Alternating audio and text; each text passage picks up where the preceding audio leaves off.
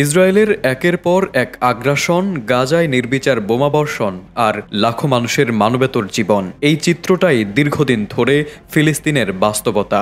দখলদারিত্ব আর অমানবিকতা যেন রোজকার রুটিন হয়ে দাঁড়িয়েছে। এমন বাস্তবতায় আন্তর্জাতিক সম্প্রদায়ের অনেকেই মুখে শান্তির কথা বললেও কার্যত নীরব দর্শকের ভূমিকায় ছিল। কিন্তু সেই নীরবতা ভেঙে সাহসী সিদ্ধান্ত নিয়েছে অস্ট্রেলিয়া। এবার ফিলিস্তিনকে একটি স্বাধীন রাষ্ট্র হিসেবে স্বীকৃতি দেওয়ার ঘোষণা দিয়েছে দেশটি। সোমবার অস্ট্রেলিয়ার প্রধানমন্ত্রী অ্যান্থনি আলবানিজ জানান, আসছে সেপ্টেম্বর মাসেই জাতিসংঘের সাধারণ পরিষদ অধিবেশনে আনুষ্ঠানিকভাবে এই স্বীকৃতি দেবে তার দেশ।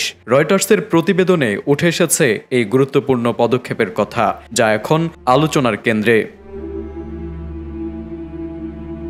আলবানিজ জানান, এই সিদ্ধান্ত নেওয়ার পেছনে রয়েছে মধ্যপ্রাচ্যে স্থায়ী শান্তি প্রতিষ্ঠার প্রচেষ্টা। ফিলিস্তিনি কর্তৃপক্ষের কাছ থেকে গুরুত্বপূর্ণ কিছু অঙ্গীকার পাওয়ার পরেই এই স্বীকৃতির পথ সুগম হয়। ভবিষ্যতের ফিলিস্তিনি রাষ্ট্রে হামাসের কোনো সম্পৃক্ততা থাকবে না, এমন নিশ্চয়তা পাওয়াও ছিল বড় একটি শর্ত। অস্ট্রেলিয়ার প্রধানমন্ত্রীর ভাষায়, দুই রাষ্ট্রভিত্তিক সমাধানই এখন মানবজাতির বড় আশা। এটি শুধু সহিংসতার চক্র ভাঙবে না, বরং গাজায় সংঘাত, দুর্ভোগ ও অনাহারের অবসান ঘটাতেও সহায়ক হবে।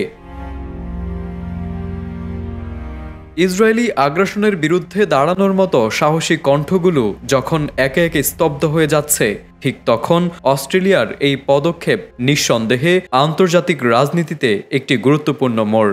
বিশ্লেষকরা বলছেন, বিশ্বে শান্তি ও ন্যায়ের পক্ষে দাঁড়ানোর এই বার্তা হয়তো আরও অনেক রাষ্ট্রকে অনুপ্রাণিত করবে ফিলিস্তিনের পাশে দাঁড়াতে।